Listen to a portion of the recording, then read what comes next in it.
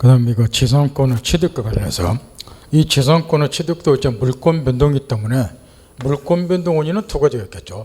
법률 행위에 의한 경우, 법률 행위에 의하지 아니한 경우. 그럼 지상권의 경우도 갑을 두 사람이 지상권 설정 계약 체결했고 지상권 설정 등기를 해서 을이라는 사람이 갑의 토지 외에 지상권 취득했다. 이런 게 이제 법률 행위에서 지상권 취득하는 경우인데 이거는 따로 이제 공부할 필요가 없을 것이고 물권 변동 원리, 법률 행위와 물권 변동이 그대로 적용되니까 대신 이제 법률 행위에 의하지 않고 바꿔 말하면 법률의 규정에 의해서 지상권을 취득하는 경우가 있는데 이 대표적인 경우가 법정 지상권이 있다 그 말할게. 이게 문제라 그 말할게. 이 법정 지상권도 현행법상 법정 지상권이라고 하는 게 있고 이 법정 지상권도 현행법상의 법정 지상권이 있고 이거는 이제 민법이나 특별법에 법정 지상권에 와서 명문의 규정이 있는 경우야. 그 다음에 이제 규정이 없이 관습법에서 인정이 되는 법정 지상권이 있고 그럼 현행법상 이제 법정 지상권이 거기 책에 보면 281페이지 보면 제일 위에 동그란 2번에 법률의 규정에 의한 지상권 취득 등 대표적인 것은 법정 지상권이다 했는데 거기 이제 305조 요게 이제 전세권의 경우에 성립되는 법정 지상권이고 366조가 시험에서 경매 실무에서 가장 중요한 가운데 저당권 실행 결과 소유자가 달라진 경우 법정 지상권인데 366조가 그 다음에 특별법에 가등기 담보 등에 관한 법률 제10조 그 다음에 거기 하나 빠져있는 것이 임목에 관한 법률 6조에도 딱 시험을 한 번 나왔는데 임목에 관한 법률 6조에도 법정 지상권에 관해서 규정이 되어 있어요. 따라서 민법에 2개 305조이랑 그 다음에 저당권의 경우 366조 특별법에 2개 이건 이제 민법이나 특별법의 법정 지상권에서 명문의 규정에 따라서 현행법상 법정 지상권 권하고 이에서 이제 관습법상의 법정 지상권은 요거는 이제 민법이나 특별법의 규정이 없이 글자 그대로 관습법에서 인정되는 법정 지상권을 말이요. 여기 이제 현행법상 법정 지상권 중에서 제일 중요한 366조는 저당권에서 따로 공부하고 305조이랑은 바로 뒤에 전세권에서 따로 공부하고 그 다음에 나머지 두 개는 거의 시험에 안 나와요. 따라서 나중에 특별법 공부할 때 한 마디씩 하고 넘어갈 것이고 그 다음에 여기 지상권 부분에서는 관습법상의 법정 지상권만 우리가 살펴보기로 한다 그 말할게. 이따가 살펴보기로 하고 그 다음에 이제 지상권의 존속기한은 여러 번 몫이니까 여기 용역물권은 나무 부동산 빌려 쓰는 거니까 존속기간이 성각 이상으로 중요해요. 따라서 여러분이 읽음만 보면 되니까 여기 지상권의 경우는 이제 건물이나 수목 등을 소유한 거니까 가급적이면 존속기한을 장기로 할 필요가 있으니까 최단기만 공작물의 종류 구조에 따라서 30, 15, 5년 이상으로 한다 제한이 됐고 최장기는 제한이 안 돼 있어요. 따라서 연금무한의 존속기를 약정할 수 있는가 이런 것도 문제가 되는데 우리 학설 판례는 연금무한 이런저런 이유 때문에 연금무한의 존속기를 약정도 상관이 없다고 보니까 이건 여러 몫이란 말. 존속기간 이거 염두에 두고 그거 쭉쭉 읽으라고 말이야. 뒷페이지까지. 특히 이제 282페이지 보면 동그라미 2번에 최장기간에서 연금무한의 존속기를 약정할 수 있는 게 문제되는데 최근 판례는 이를 긍정한다, 인정한다, 고역이고 설정행위로 존속권을 정하지 아니한 경우 쭉쭉 있고 그건 여러 몫이에요. 우측에 이제 283페이지에 설정기와 갱신의 경우에서 283조 요거는 좀 신경을 써야 되는데 이게 283조가 뭐냐 그러면 존속기간 등이 만료가 됐어요. 그러면 당사자의 합의에 의해서 얼마든지 계약을 갱신할 수 있는데 그게 이제 갱신 계약이에요. 그런데 합의가 없음에도 불구하고 일정한 요건을 갖추면은 당연히 지상권자가 계약갱신 청구를 하는 경우도 있는데 이게 거기 283조 지상권자 갱신 청구권 더 나아가서 매수 청구권인데 내용은 이런 거예요. 스토리가 이 토지에 대해서 갑이 토지 소유자 지상권 설정자 을이 지상권자 얘가 여기에 이제 토지를 빌린 다음에 건물을 지었어요. 그러니까 나중에 지상권 존속기간이 만료가 됐음에도 불구하고 지상물이 현존해 있단 말이야. 건물이 성성이 서 있더란 말이야. 그럼 원래대로라면 기간이 만료가 됐기 때문에 지상물을 철거하고 토지를 원상으로 벗고 맨땅으로 벗고 반환해야 돼요. 이렇게. 근데 성성이 서 있는 건물을 철거하다 보니까 사회 경제로도 커다란 손실이 오고 지상권자 개인에게도 커다란 손실이 오더라는 거야. 따라 이런 경우는 지상물을 철거하지 않도록 하겠어. 철거하지 않는 가장 간단한 방법은 지상권 설정 계약을 갱신해 버리면 돼요. 따라서 존속기간 만료됐음에도 불구하고 지상물이 현존했으면 지상권자는 1차적으로 계약을 갱신해 달라 갱신 청구권을 갖게 되고, 이에 대해서 지상권 설정자는 갱신 거절이 가능해요. 갱신 못 하겠다고. 그러면 2차적으로 당신이 이 지상물, 건물을 직접 돈 주고 사라. 2차적으로 지상권자는 지상물 매수 청구권을 갖게 되는데, 요거는 상대방이 거절을 못하도록 하기 위해서 형성권으로 해서 그래요. 따라서 이제 권리자가 일방적으로 매수의 의사표시를 하기만 하면 예의사와는 상관없이 지상물에 대한 매매가 성립, 매수 거절을 못하니까. 따라서 이제 결과적으로 존속기간 만료 시에 지상물이 현존했으면 지상권 설정자는 양자 퇴기를 해야 되고, 지상물을 매수하든가 매수하기 싫으면 계약을 갱신을 해줘야 되니까, 이런 건 이제 계약 갱신이 간접적으로 강제가 된다. 요게 이제 지상권자 갱신권인 매수 청구권인데, 문제는 이게 임대차로 바꿨을 때 토지 임차인에게도 토시는 안 틀리고 똑같은 임대차 존속기간 만료된데 지상물 현존했다. 그럼 임차인도 1차적으로 갱신 청구, 임대인이 거절하면 2차적으로 매청구. 여기 지상권자가 갖는 갱신 조건, 매초권하고 토시는 안 틀리고 똑같은 갱신권, 매초권이 여기 이제 임대차 경우는 임차는 인정이 되는데 이게 643조 이렇게. 근데 문제는 지상권자가 갖는 이것보다도 임차인이 갖는 갱신 조건, 매초권이 시험에 해년마다시피 집중 출제가 돼요. 양자는 심지어 판례까지도 똑같아요. 따라서 요거는 이제 임차인이 갖는 갱신 조건하고 매수 조건은 우리 교재를 보면 여기 488페이지에 자세히 설명이 되어 있어요. 따라서 우리가 임대차 공부할 때 이 부분을 공부하면 요거는 따로 공부할 필요가 없고 이 정도만 알아두고 이런 내용이다. 판례까지도 다 똑같기 때문에 임차인이 갖는 갱신조건 매수조건을 공부 열심히 하라. 요게 해년마다 나오니까 우리 교재 488페이지 요거 알면 요거는 자동으로 아니까 나중에 우리도 여기에서 공부하자 말이야. 궁금하면 요거 꼭 읽어보시고, 그 다음에 뒤에 넘겨서 지상권 효력 284편 읽어볼 필요 없다. 그 말. 임차인이 갖는 갱신조건 매수조건 알면 자동으로 해결이 되니까 지상권 효력에서 여기 동그라미 2번, 그러니까 물권적 토지상권 동그라미 2번 아까 개념에서 가르쳐 드린 거니까 지상권은 나무 토지 빌려 쓰는 거를 본질로 하기 때문에 지상물이 없더라도 지상권은 유효하게 성립되고 존재하고 있던 기존의 건물 등이 멸실이더라도 지상권은 유효하게 존속이 된다. 그대로 유지가 된다. 거기 저 동그라미 2번이니까 다시 한번 점검하고 개념에서 종종 물어보니까,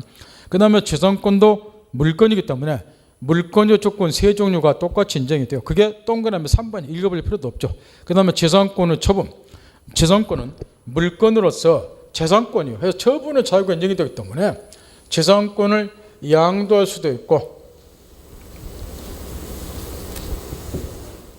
존속기간 내에서 임대할 수도 있고 지상권 위에 저당권을 설정할 수도 있고, 따라서 이제 지상권은 처분의 자유가 인정이 되기 때문에 당사자가 설정 행위에서 당신 절대 지상권 양도하지 말거라, 지상권 위에 저당권 설정 담보 제공하지 말거라, 양도 금지 특약, 담보 공여 금지 특약 맺더라도 요 특약은 다 무효이기 때문에 특약이 있음에도 불구하고 자유롭게 양도할 수 있고 담보 제공할 수 있고 존속권 내서 임대도 다 할 수 있고, 따라서 처분의 자유가 인정이 된다. 그것 다 염두에 두고 286페이지로 넘어가서 판례를 보면 거기 첫 번째 판례 요거 좀 신경을 써야 돼. 요즘에 종종 물어보기 때문에 지상권자와 그 지상물 소유권자가 반드시 일치하는가 여부와 관련해서 여기 빌려서 건물 지었다. 우리 지상권자고, 그러면 이 건물하고 지상권도 독립한 물건이고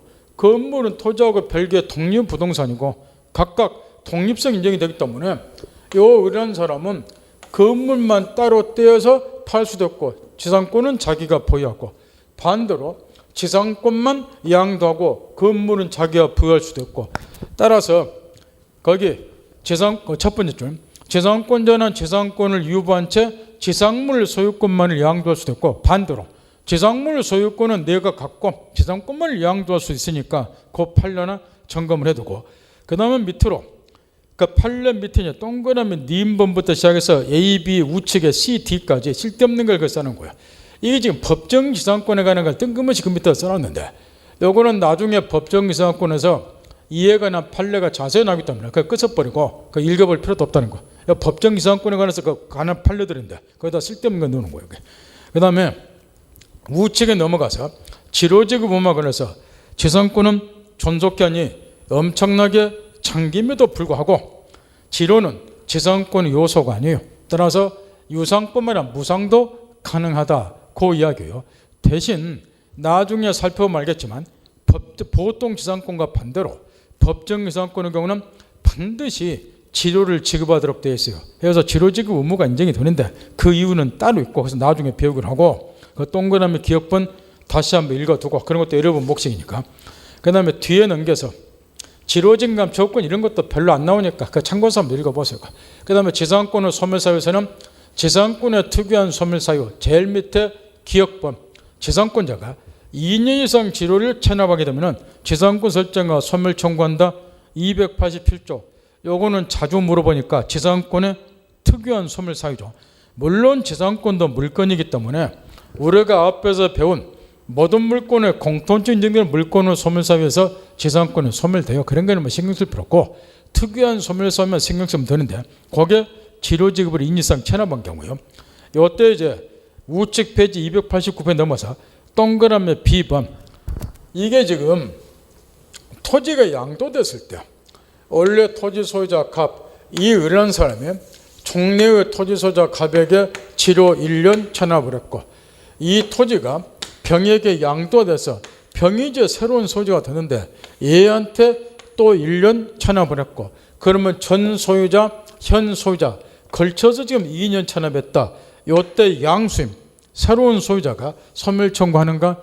이걸 묻는 판례를 종종 물어보니까 신경 써야 되고 아닙니다. 그 이야기고 여기 새로운 소유자 양순이 소멸 청구하려면 양순에 대해서만 2년 이상 지료지급 체납해야지 소멸 청구한다.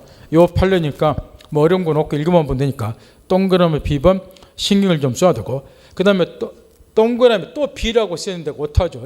C겠죠. 동그라미 C 그 밑에 이제 288조 요 조문도 요즘에 이 점을 한 번씩 물어보니까 점검을 꼭 해줘야 되고 요거는 이제 288조는 뭐냐면 그 P가 아니라 이제 요 C로 해야 되겠죠. 이렇게 여기 얘가 지상권자다 말이에요.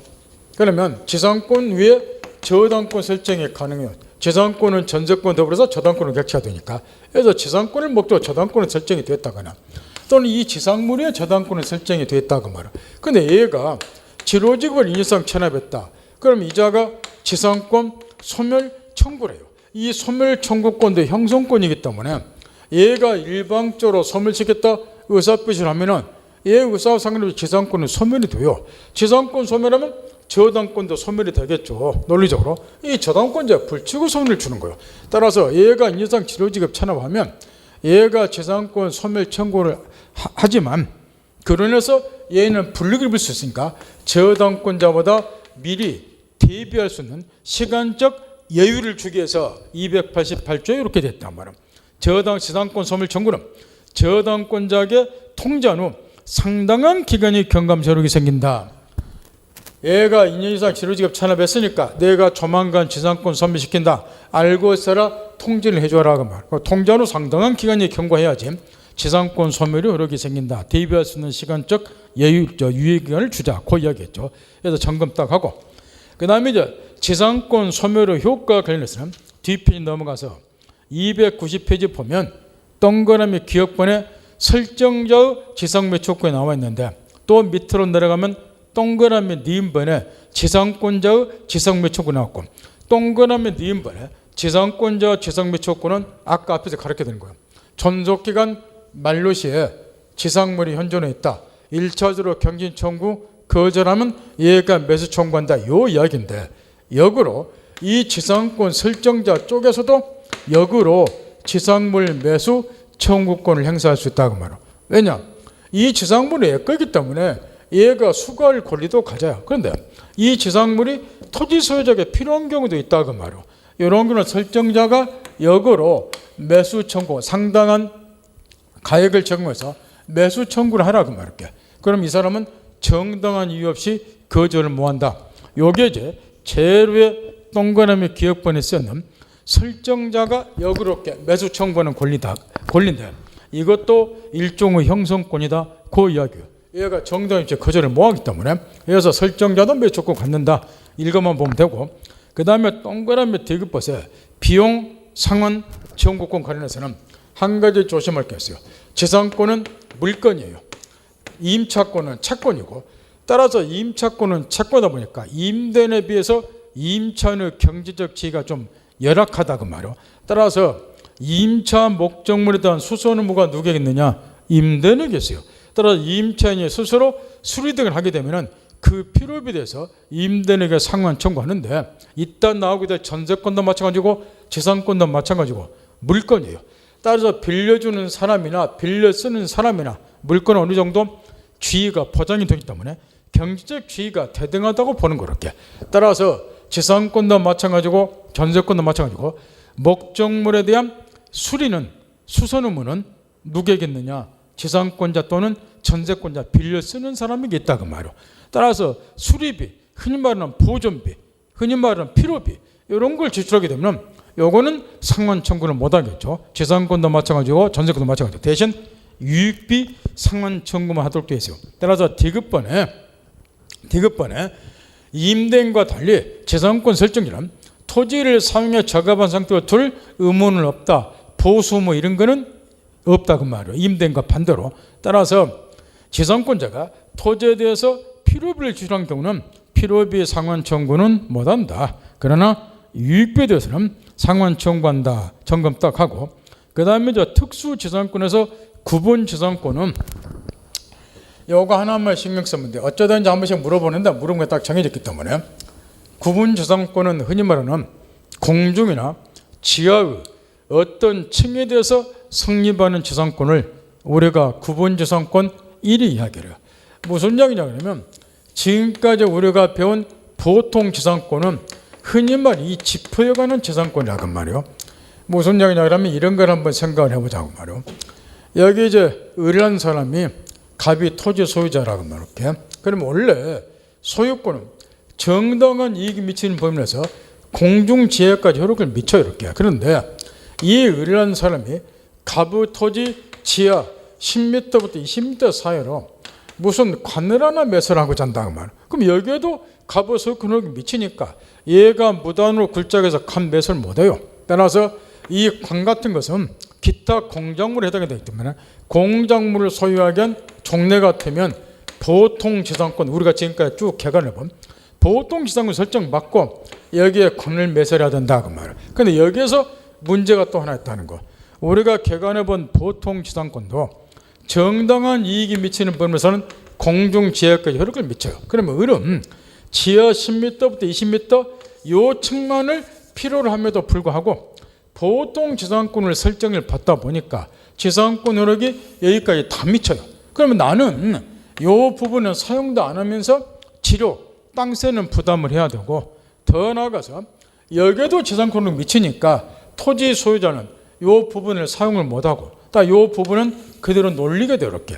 따라서 우리나라 국토가 협소하기 때문에 한 평의 토지라도 층층이 입체적으로 활용을 해야 되는데 토지 입체적 활용을 한 점에서는 종래 보통지상권이 이런 경우에 치명적인 약점이 있었다는 것. 그래서 이제 1984년도니까 민법을 6번째로 개정을 하면서 비교적 최근이죠. 공중이나 바로 이런 경우를 대비해서 공중이나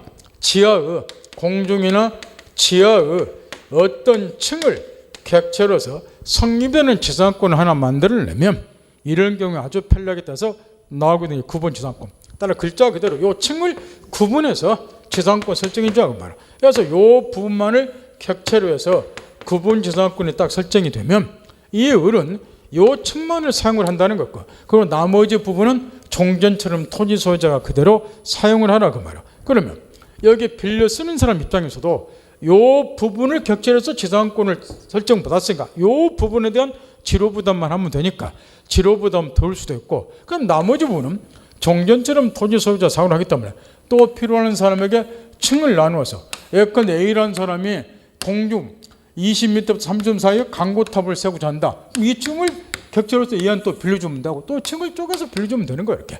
그래서 토지의 입체적 활용이 가능하다. 이런 취지에서 나오게 된 것이 구분지상권이에요. 공중이나 지하예요. 공중이나 지하의 어떤 층을 객체로 성립되는 지상권, 이게 구분지상권인데, 여기 이제 84년도에 민법 6번째로 개정하면서 이걸 도입했다고 그러는데, 도입한 배경은 요 무렵에 수도권은 지하철이 많이 개통이 됐어요. 근데 우리나라가 모든 토지에 다 국유지가 아니기 때문에 개인 소유 토지 밑으로 이렇게 지하철을 뚫는 경우도 있다는 거. 근데 이 경우에 종전처럼 보통 지상권을 설정해 버리면 지로 부담이 너무나 크기 때문에 서울특별시라든가 국가의 재정이 부담이 와요. 재정 고갈이 돼버려. 따라서 재정 부담을 좀 덜어보자 해서 고육책 끝에 나오게 된 것이 지하철 문제 때문에 이런 구분지상권에다 그 배경을 좀 염두에 두고, 그런 다음에 이제 이 구분지상권도 종전에 우리가 배운 보통지상권하고 별 차이가 없고 딱 하나가 차이가 있어요. 보통지상권은 수목의 소유를 목적으로 해서 지상권을 설정할 수 있죠. 땅 빌려서 나무 심으면 되니까 지표에다가. 근데 구분지상권은 공중이나 지하의 어떤 층을 객체로 생각하니까 공중에다가 나무 매달을 수도 없고 땅에 박을 수도 없기 때문에 수목의 소유를 목적으로 해서는 구분지상권을 설정할 수 없다. 이게 보통지상권 차이점이고, 나머지는 똑같다. 요리 생각하면 돼요. 따라서 이제 291표 넘어가서 의인안에서 동그라미 1번에 1984년에 토지 입체적 활용을 위해서 민법 개정 시에 신설이 됐다. 책이는 거죠. 동그라미 2번의 마지막 구절에 수목을 소유하기 위해서는 구분지상권 설정 없다. 이게 핵심 본태니까 그거 집중 물어보니까 점검 딱 하고, 그 다음에 구분지상권 설정에서 동그라미 1번에 구분지상권의 객체는 목적 토지 어떤 층에 한정되므로 토지의 상하 범위를 반드시 정해서 등기해야 된다. 이걸 염두에 두고, 그 다음에 나머지는 쭉 읽어보면 돼요. 그건 여러분 몫이라고 말이에요. 그 다음 뒤에 분묘기지권.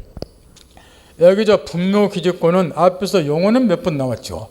대표적으로 관습법에서 인정되는 물건 중 하나인데 우리 민법에는 전혀 규정이 없고, 이 관습법에 의해서 인정이 되는 대표적인 물건인데, 분묘기지권은 이런 걸 말하고, 이 갑이자 임야 소유자인데 어릴 부모님이 돌아가셨다. 그러면 종래 옛날에는 우리나라가 조상 숭배 사상 때문에 선산에다가 부모님 봉분을 큼지막하게 세워서 이렇게 조상님을 잘 공경하고 모셨다고 말할게. 근데 선산이 없는 사람은 나무 임야에다가 이제 부모님을 모시게 됐고, 이때 이제 이 분묘 기지, 요게 턱이자니까 요 밑둥 거는 말했죠. 요 기지 부분에 대해서 지상권 유사의 물건을 분묘 설치한 자에게 인정을 해주게 되는데, 이게 분묘 기지권이요. 분묘가 털을 잡고 있는 기지 부분에 대해서 토지 사용권, 지상권 유사 물건을 얘한테 인정해 주자면 분묘 설치한 자에게, 그러면 토지 소유자는 분묘 이장하라 청구 뭐한다. 요게 이제 우리 민법상 관습법에서 인정이 되는 대표적인 물건, 분묘 기지권이란 말. 우리나라 조상 숭배 사상 때문에 이제 이런 분묘 기지권을 관습법에 인정해 주자. 지금 이런 이야기죠. 근데 이제 문제는 뭐냐 그러면은, 이게 이제 민법의 규정이 없기 때문에 어떤 경우에 이런 분묘 기지권이 성립이 되는가, 그 요건이 아주 중요한데, 우리 판례는 대체적으로 다음 세 가지 경우에 분묘 설치한 자에게 분묘 기지권 인정되는 걸 보는데, 먼저 한 가지를 확실하게 전제하는 거. 나무 임야다가 오해하지 마시라고.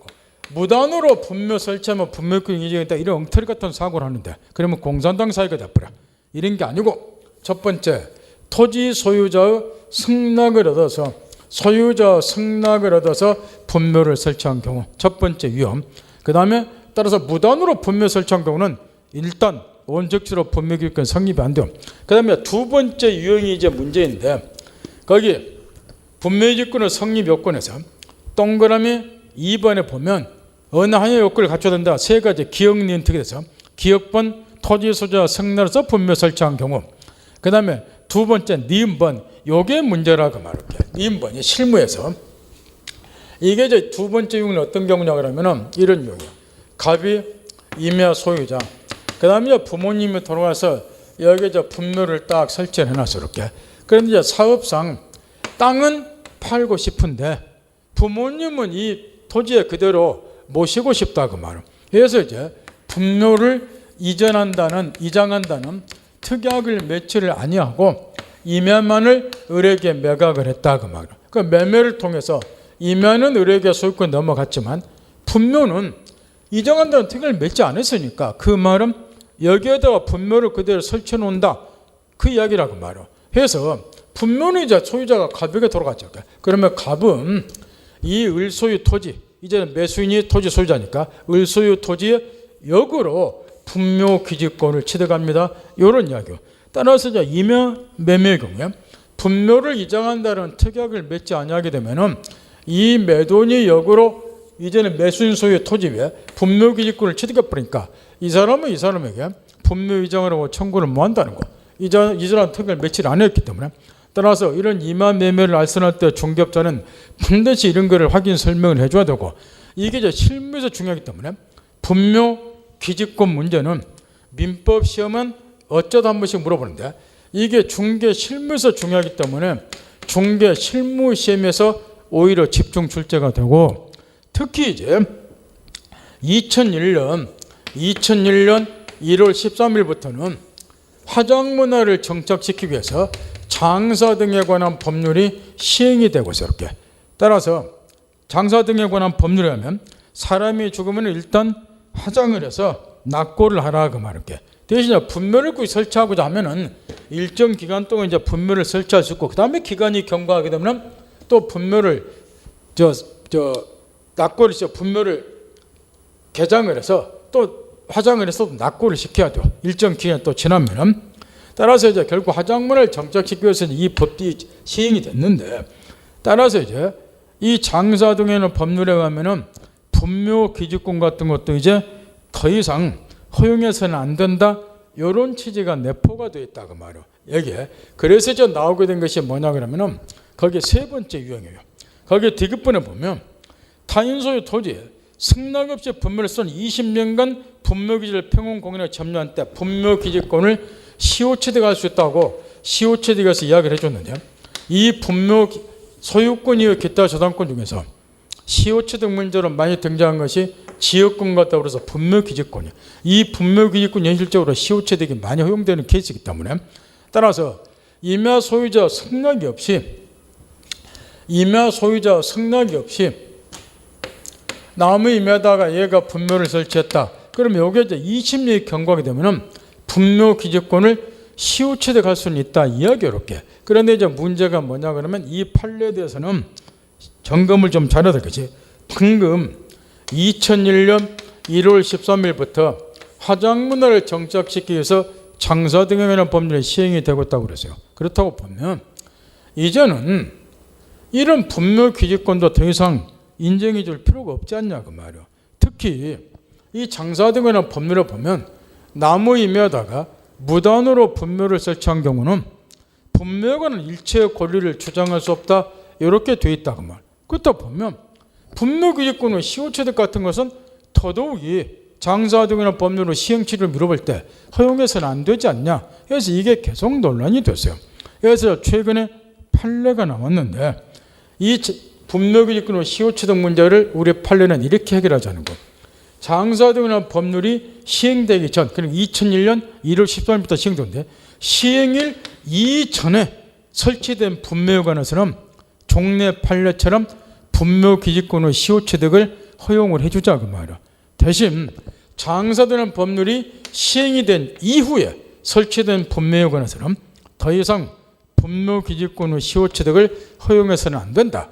이게 최근 판례 입장이에요. 따라서 이걸 항상 염두에 두고 분묘기지권의 시효취득은 공부를 해야 되고, 따라서 종전처럼 분묘기지권의 시효취득도 허용은 될 수는 있어요. 다만 이거는 장사되는 법률이 2001년 1월 13일 시행이 되니까 시행되기 전에 설치된 분묘에 관해서만 시효취득을 허용을 해주자, 이렇게 지금 판례가 나와 있으니까 이걸 염두에 두고, 그 다음에 분묘기지권의 시효취득 관련해서는 두 가지 것을 특히 조심을 해야 돼요. 시효취득을 가르치는 것처럼 일반적인 점유취득시효, 특히 소유권을 시효취득하는 경우에 가장 핵심 요건은 소유사라고 말이요. 소유권을 시효취할 때는. 그런데 소유권이 기타 저당권, 분묘 기지권 등을 시효취득할 경우는 소유사가 당연히 필요가 없을 것이고, 더 나아가서 일반적인 점유취득소유는 등기를 해야 된다고 말이요. 예컨대 소유권을 시효취득한다. 법률로 규정한 물권 변동이지만 외주로 등기해야 돼요. 계속되고 표현된 지역권을 시효취득한다. 이것도 마찬가지로 등기를 해야 돼요. 그런데 분묘 기지권의 시효취득의 경우는 소유사도 필요 없고 이거는 등기도 필요 없으니까 특히 앞에도 한번 가르쳐 줬지만 속지 않도록 요 주의하란 말. 요거는 이 봉분 자체가 공시 역할을 하기 때문에 요 등기 필요 없어요. 그래서 요 두 가지 것 특히 점검을 잘해야 되고, 단답식을 많이 물어보니까. 그런 다음에 이제 나머지 거 효력과 소멸에서 똥사듣기 1동그라미 1부터 우측 9번까지 분명히건 판례가 막 늘어났는데 이런 것들은 한 번씩 읽어보라는 거예요. 예를 들어서 293페이지 넘어가서 동그라미 2번에 분묘기지권 효력이 미치는 범위에서 새로운 분묘를 설치하거나 원래 분묘를 다른 것으로 이장할 권리는 인정이 안 된다. 그런 것 좀 읽어줘야 되고, 그 다음에 분묘기지권이라고 해서 이 기지 부분에 관해서만 분묘기지권 효력이 미치는 게 아니라 필요한 범위 내에서는 인근 주위의 공제까지 분묘기지권 효력이 미친다. 읽어두고, 그 다음에 동그라미 5번에 분묘기지권을 존속権유치되는가, 이 분묘는 기타 공작물에 해당이 돼요. 따라서 만약에 지상권에 관한 규정이 그대로 적용되면 분묘기지권 존속권은 5년밖에 안 되겠죠. 그러면 이게 이제 문제가 있다 보니까 분묘기지권의 존속권에 관해서 당사자의 약정이 있으면 약정이 의하되, 약정이 없으면 분묘 수호와 봉사를 계속하는 동안 분묘가 존속하는 한도 내에서는 분묘기지권도 존속이 된다. 민법 재산권에 관한 규정에 적용되는 것은 아니다. 점검 딱 하고, 그 다음에 동그라미 7번에 분묘기지권도 얼마든지 포기할 수 있어요. 이때는 그 분묘기지권을 포기한다는 의사표시만 하면 되지 굳이 점유까지 포기할 필요는 없다. 점유까지 포기하면 권리가 소멸한 건 아니다. 동그라미 7번. 그 다음에 제일 밑에 동그라미 9번.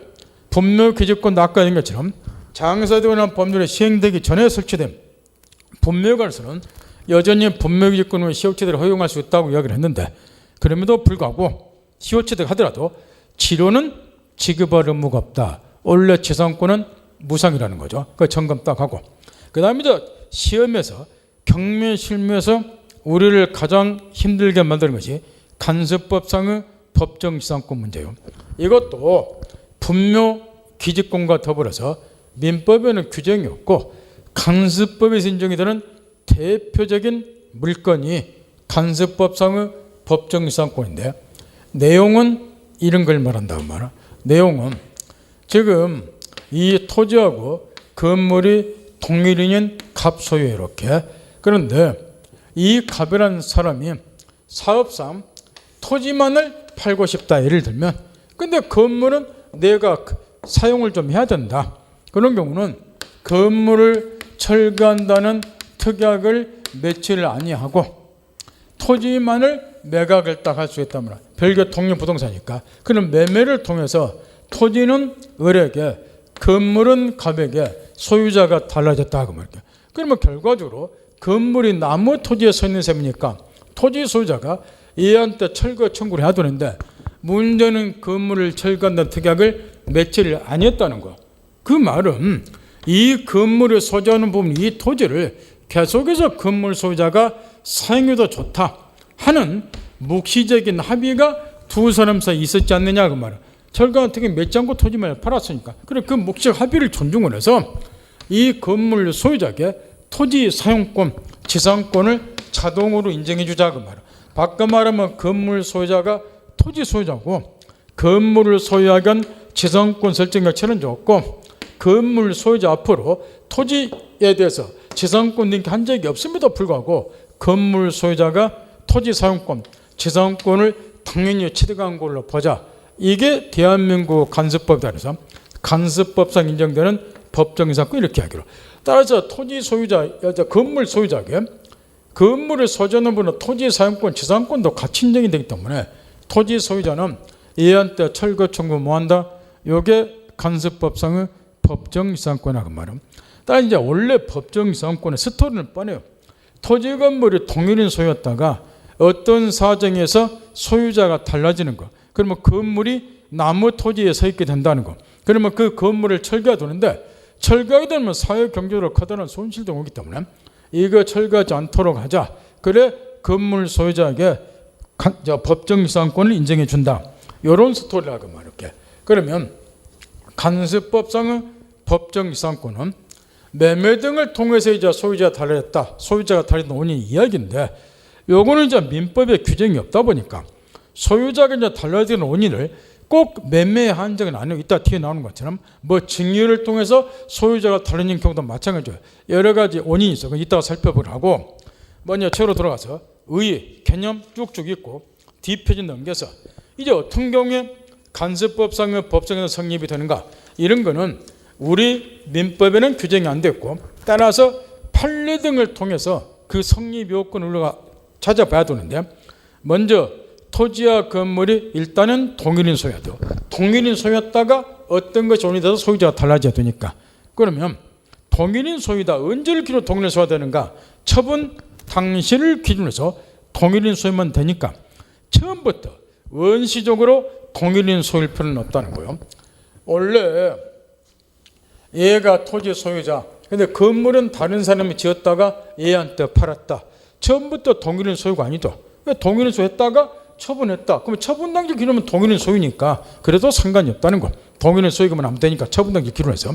그 다음에 동그라미 니은번에 미등기 건물이나 뭐가 건물에서도 간섭법상의 법정에서 인정이 된다. 특히 미등기 건물에 관해서 요즘에 하도 많이 물어보는데 요거를 일목요연 정리를 좀 해야 되는데 책에 지금 막 똥 싸대기 막 늘어났기 때문에 이걸 좀 간추려야 돼요. 동그라미 니은번에 첫 번째 88년 4월 10일자 판례 미등기 건물이나 뭐가 건물에서 간섭법상 법정에 성립한다. 요 내용은 요거요. 지금 갑이 원래 토지 소유자인데 여기다 건물을 딱 신축을 했어요. 건물을 신축을 하다 보니까 정신 바짝 차리고 이 내용을 잘 보라는 거예요. 여기 토지 있고 여기 저 건물을 신축을 했단 말이야. 신축이니까 아직 미등기 뭐 허가를 받지만 뭐가 해도 상관이 없어요. 이때 이제 건물을 철거하는 특경 맺지 않고 토지만을 팔았다. 소유자가 달라졌다. 그럼 이 매도인에게 미등기 건물 뭐가 건물을 하더라도 간섭법상의 법정이상권이 인정이 된다. 요 판례요. 이것도 일단 물어봤고 그 다음에 이와 연결해서 밑으로 내려가면 동그라미 1번에 미등기 건물이 대지와 함께 양도됐으나 대지에 대해서만 소유권이 늦게 경료된 후 대지가 경료된 경우 98년 4월 24일자 판례 나오는데 이 앞에 판례 하나가 또 있다고 말이에요. 거기에 이제 296페이지 넘겨보세요. 거기에 또 이제 똥 싸들 게 또 1, 2, 3, 4, 5 기억연대가 막 늘어났는데 거기에 판례에서 간섭법상의 지상권을 부정사례 해가지고 동그라미 1번에 미등기 건물을 대지와 함께 매도했으나 대지에 관해서 매수납부 이익가 경료된 경우 요게 중간에 들어가야 돼요. 요 1번 다음에 나온 판례가 거기 294페이지 1번 98년 4월 24일자 판례인데 시험은 296페이지 간섭법상의 법정에서 부정한 사례 1번 판례 요게 더 많이 나오고 그 다음에 한 단계 더 나간 294페이지 1번 요 판도 시험 나왔고 따라서 그 두 개를 연결해서 정리 바짝 차는 거예요. 방금 첫 번째 판례는 요 토지만을 지금 매각했다 이렇게 소유 달았다 요 판례요.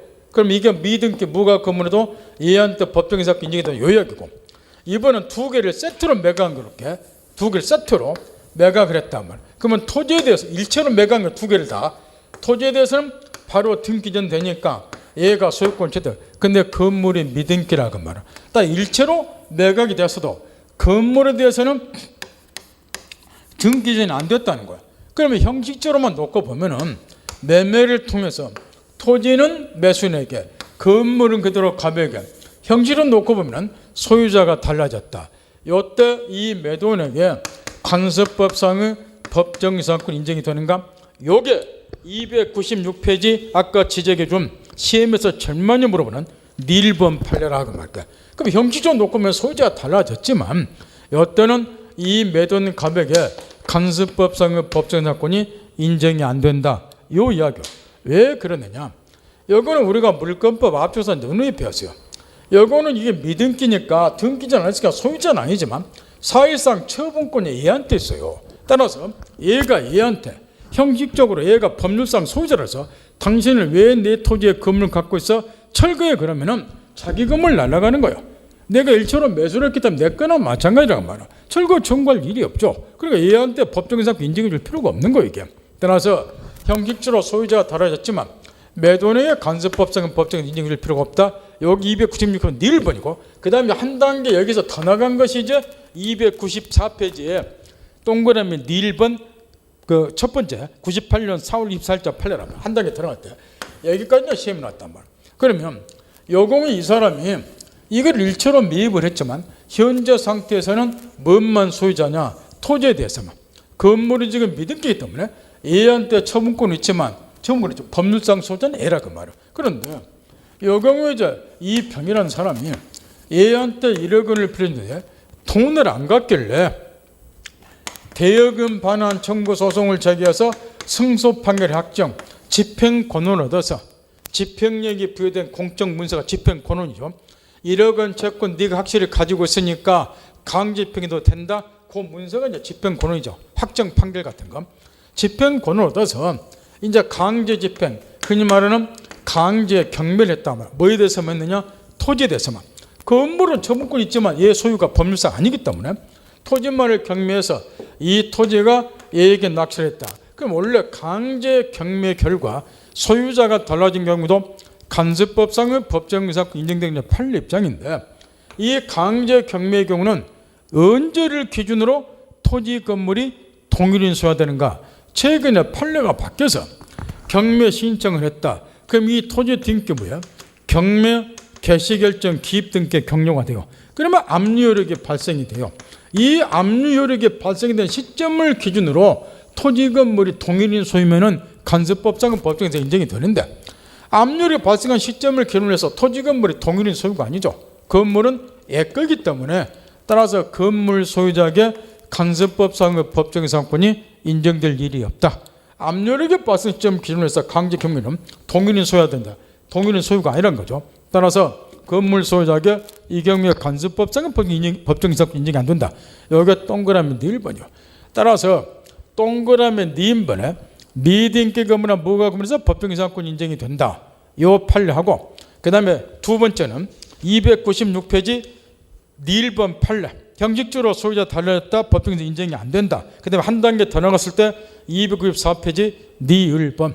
이 경우도 간섭법상의 법정에서 성립이 안 된다. 강제 경매구는 압류력의 발생 시점을 기준으로 토지 건물이 동일인 소유가 되는데 동일인 소유가 아니다. 그 이야기요. 이렇게 좀 일목요연하게 써줘야 되는데 그래 이해하기가 쉬운데 막 어렵다는 거야.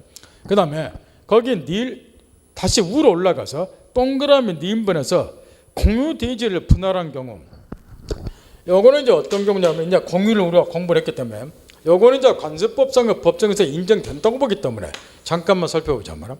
여기 대지가 갑이 예를 들어서 지분 뭐 2분을 의리 지분 2분을 공동 소유 공유를 하고 있는데 공유적인 갑이라는 사람이 여기에 건물을 딱 지었다고 말할게. 그러면 대지가 공유인데 분할의 자유가 인정이 돼요. 해서 이제 협의해서 대지를 딱 분할했는데 하필이면 갑소유 공유적인 갑이 건물 지었대. 갑의 건물이 소재하는 부분은 대지 부분 해필이면 의리한 놈이 분할을 딱 공유물 분할 결과 소유권을 취득해 버렸다고 말이고. 그러면 공유물 분할 결과 대지는 공유자 을에게 건물은 갑에게 분할 결과 이렇게 소유자가 달라진 경우도 생긴다고 말이고. 그럼 이런 경우에 건물 소유자에게 간섭법상의 법정에서 인정이 되는가? 요거는 인정이 되는 거. 왜 그러느냐?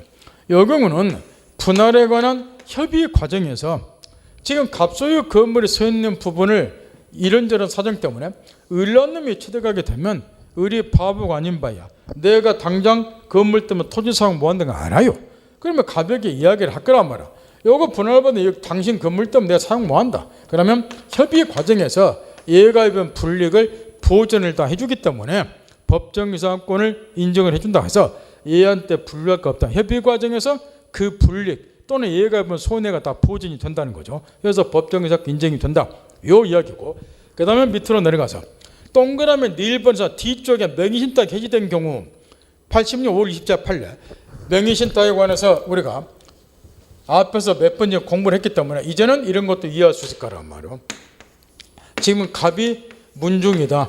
문중 토지에 대해서 탈법 목적 없이 총선 앞으로 명의신탁을 했다. 그러면 신탁자, 실권리자, 문중, 수탁자, 그 다음에 종손, 등기 명의 수탁자.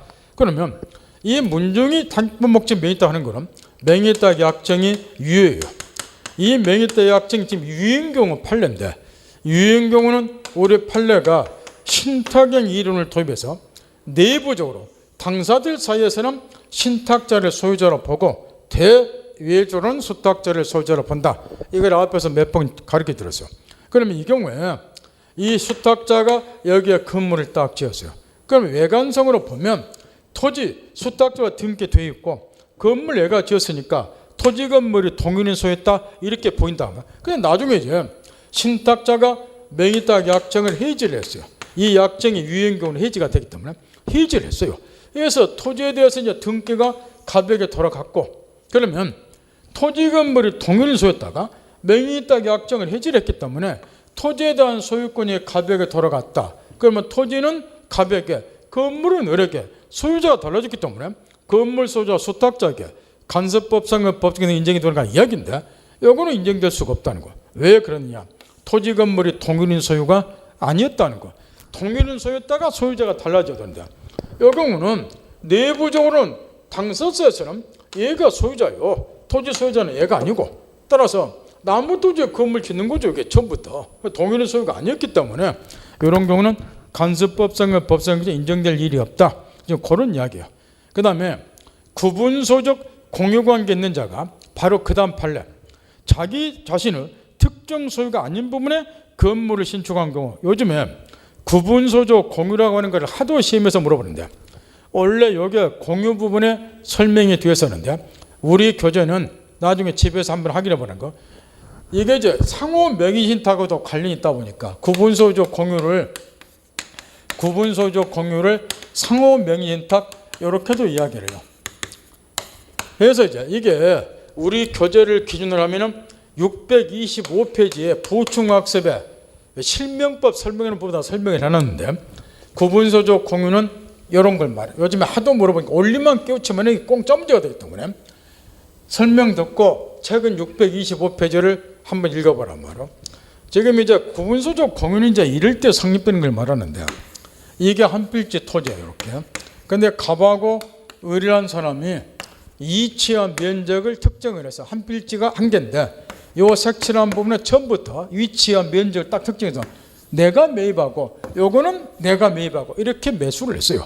그럼 원래대로 하면은 피를 나눈 다음에 요거 위치와 면적을 특정해서 각각 매수를 했으니까 피를 나눈 다음에 각각 등기하면 아무 문제가 없는데, 이게 이제 분필 절차 거치는 것이 시간이 걸리고 비용이 소요가 되다 보니까 등기는 간단하게 뭘 해봤느냐, 매수한 면적 비율에 따라서 절반씩 매수했으면 내 지분 2분을 공유 지분 등기를 해버린다 그 말이렇게. 실제로는 요게 내 거고 요게 내 건데 그냥 피를 나누어서 각각 등기하면 되는데, 이게 번거롭고 비용이 쏟아다 보니까 내 지분 2분을 매수한 면적 비율 내 지분 2분을 공유 지분 등기를 해버려요.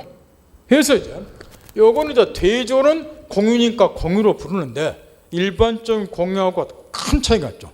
보통 공유는 분할이 안 돼 있죠. 쪼개진 게 아닌데 이거는 이미 구분이 돼 있어. 요게 있고 요게 있거라고. 그래서 쪼개져 있다. 그래서 명칭이 구분 소유적 공유 이렇게 부르고, 이게 흔히 말하는 상호 판례는 구분소유적 공유 그러는데 이게 상호 명의신탁에 해당이 돼요. 왜 그러냐면 우리가 공유구분을 했으니까 지분은 공유물 전부에 효력을 미치는 거렇게. 그러면 요게 지금 원래 갑소유예요. 2.1 특정에서 매입을 했기 때문에, 따라서 요 부분이 갑소유인데 요 부분의 의료지분, 공유지분 등기를 하다 보니까 2분의 6을 맺죠.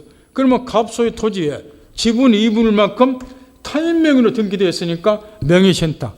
이것도 마찬가지죠. 원래 을소유인데 지분 2분의 1이 여기 이렇게 미치니까 어느 토지에 갑이 지분 2분의 1 등 가지고 있다, 명의신탁. 그래서 상호 명의신탁 이렇게 이야기를 하고, 요거는 이제 악용의 여지가 없기 때문에 실명법 2조에 의해서 명의딱 약정에서도 제의를 시켜버려. 실명법이 적용이 안 된다 그 이야기예요. 그러면 내부적으로는 요게 얘 단독 소유고 요게 단독 소유니까 각각 자기가 요걸 점유해서 자유롭게 사용 수익을 해요. 이렇게 요게 얘 거고 요게 얘 거니까 그 대조로는 공유로 되어 있기 때문에 공유로서 권리 행사를 하는 거예요. 그 여기서 이제 묻고자 하는 것이 뭐냐면 특히 구분소조 공유에서 법정 이상권을 많이 물어보는데 거기 이제 판례를 보자 뭐라 구분소조 공유관계 있는 자가 자신의 특정 소유가 아닌 부분에 건물을 신축한 거, 요 이야기예요. 여기 이제 갑 소유인데 여기에다 갑이 건물 지었어 이렇게. 그러면 토지 건물이 동일한 소유였으니까 나중에 어떤 사정에서 소유자가 달라지면 건물 소유자에게 간섭법상은 법정에서 인정이 돼요. 근데 방금 읽어본 판례는 갑이 소유한 특정 부분에 갑이 건물 지은 게 아니라 다른 공유자, 이런 놈이 건물 지었다는 그렇게. 그러면 처음부터 동일한 소유가 아니기 때문에 건물 소유자에게 간섭법상의 법정이 인정이 안 되니까 그것만 확인해 보라면 동일한 소유인가 아닌가 말을. 갑이 매수한 점유하고는 이 특정 부분에 갑이 건물 지었다? 그럼 동일한 소유니까 어떤 사람과 소유자라면 건물 소유자가 간섭법상 법정에서 인정이 되지만 그 반대군은 인정이 안 된다. 동일한 소유가 아니기 때문에 그 이야기라고 말이야. 따라서 거기 세 번째 구분소조 공유가 있는 자가 자신의 특정 소유가 아닌 부분에 건물을 신축한 경우, 이거는 동일한 소유가 아니죠. 갑이 취득한 부분에 얘가 건물 지었다, 거꾸로 얘가 취득한 부분에 얘가 건물 지었다, 통일한 소유가 아니라는 거죠. 간섭법상 법적 인정될 의지가 없다. 이런 것들은 꼭 좀 점검을 해주고 방금 지적해 준 것은. 그 다음에 이 정도면 일단 알아두고 동그라미 이번에 매매 급악권인으로 소유 토지하고 건물 소유가 다르게 되었을 까. 간섭법상의 법정의사권을 민법에 규정했기 때문에 소유자가 다르게 된 원인이 여러 가지가 있다는 거. 판례 등에 의하면 매매를 통해서 소유자가 달라진 경우, 또는 증여를 통해서 소유자가 달라진 경우, 대물 변제를 통해서 소유자가 달라진 경우, 또는 아까 앞에 가르친 것처럼 공유물, 대지가 공유인 거예요. 공유물 분할을 통해서 소유자가 달라진 경우, 우측에 넘어가서 제일 위에 강제 경매를 통해서 소유자가 달라진 경우, 이런 경우도 간섭법상의 법정에서 인정이 되기 때문에 매매에 한정되는 거 아니다. 그럼에도 불구하고 295페이지 제일 위에 환지 처분으로 토지와 건물의 소유자가 달라진 경우, 이런 거는 간섭법상의 법정에서 인정이 안 된다는 거예요. 원래 토지하고 건물이 동일인 갑소유인데 환지 처분, 토지구역 정리 사업으로 인해서 토지의 이제 효율성 제고를 해서 토지구역 정리 사업을 했다는 거죠. 해서 이 토지는 을에게 소유권이 넘어갔다. 그때 이 소유자가 환지 요 토지는 이제 환지가 돼서 을에게 소유권이 넘어갔다. 건물은 갑이고, 그때 건물 소유자에게 간섭법상의 법정이 인정이 되면 요거를 지금 환지한 의미가 없죠. 요건 철거를 당연히 시켜야 되겠죠. 이렇게. 따라서 나중에 이제 공법 시간에 여러분이 이제 환지 처분을 배우게 되는데 그거 배우게 되면은 이런 거는 금방 이해할 수 있단 말이에요. 문제는 이 환지 처분으로 소유자가 달라진 경우, 이것보다도 최근 판례 잠깐 뒷페이지 넘겨보세요. 뒤에 보면 296페이지 아까 가르친 1번 판례가 아주 중요해요. 그 밑에 B번 판례가 있어요. 나대지상의 한매 특약의 등기가 마친 상태에서 대지 소유자가 지상의 건물을 신축하고 한매권 행사에 따라서 소유자가 달라진 경우, 이 판례를 요즘에 많이 보는데 이게 최근 판례이기 때문에 이 B번 판례, 요거는 간섭법상의 법정 인정이 안 된다는 건데 내용은 이런 거예요. 요게 맨땅 나대지인데 갑이 을에게 이 토지를 매각은 하되 5년 이내에 대사오겠다고 한매의 특약을 맺었어요. 그러면 매매했으니까 등기당 넘어가겠죠. 그런 다음에 이제 환매 특약을 딱 등기를 해놨어요. 이렇게. 그런데 일단은 매수인에게 소유권 넘어가니까 내 땅에 대해서 얘가 건물을 지었죠. 그 다음에 환매 기간 5년이 되니까 환매 대금을 제공해서 토지를 되사왔다고 말할게. 그럼 환매권 행사에 따라서 토지는 갑에게, 건물에게 소유자가 달라졌다. 그러면 토지 건물이 동일한 소유였다가 한매권 행사에 따라 소유자가 달라진 것처럼 보이기 때문에 이 건물 소유자 을에게 관습법상의 법정에서 인정되는 아닌가 이야기인데, 이거는 관습법상의 법정에서권이 인정될 수 없다는 거. 이유는 아주 간단해요. 지금 한매권은 보유가 등기가 되어 있어요. 그럼 현재는 토지가 얘 거지만 조만간 이 토지는 갑에게 돌아간다는 알아요, 소유권이. 근데 그런 사실을 알면서 건물 지었다는 것은 한매권 행사에 따라서 토지에 대한 소유권이 얘한테 돌아가게 되면 건물은 철거할 운명이다, 이미 얘가 예상하면서 건물을 축조를 했기 때문에 이 건물은 철거 들어가야죠. 따라서 법정유사권을 하등 인정해 줄 필요가 없다는 거. 이렇게 따라서 한매권 행사에 따라서 토지와 건물의 소유가 달라진 경우, 또 옛날 시험에서 주로 물어봤던 환지 처분에 의해서 환지 처분 한매권 행사예요. 환지 처분에 따라서 소유자가 달라진 경우 관습법상의 법정유사권이 인정이 안 된다. 그 다음에 건물을 철거한다는 약정이 없을 것, 아까 얘기한 것처럼 이때 이제 295페이지가 판례형이 남아있어요. 대지상의 건물을 매수하면서 대지에 관한 임대차 계약을 체결한 경우, 무슨 이야기냐 그러면 이 관습법상의 법정유사권은 포기할 수 있다, 이에 관한 판례예요. 무슨 이야기냐 그러면은 여기 저 대지하고 건물이 이제 동일한 소유인데 건물을 철거한다는 특약을 맺지 않고 건물만 을에게 팔았어요. 그럼 이 건물 소유자에게는 당연히 이제 역으로 관습법상의 법정에서 인정이 돼요. 이렇게 토지 사용권이 얘한테 있다 그 말이야. 법정유사권이 관습법상 인정이 되기 때문에. 그런데 이 사람이 이 건물을 소유하기 위한 임대차 계약을 토지 소유자가 별도로 체결했다. 토지를 빌려 쓰고는 임대차 계약을, 임차권을 따로 취득했다, 그 이야기죠. 원래는 임대차 계약 따로 체결할 필요 없죠. 법정유사권이 자동으로 인정이 되기 때문에. 그러면 이렇게 건물을 소유한 임대차 계약을 별도로 체결했다는 것은 관습법상의 법정유사권을 얘가 포기하겠다는 취지라 그 말이요. 따라서 관습법상의 법정유사권은 포기할 수 있다, 점검 딱 하고.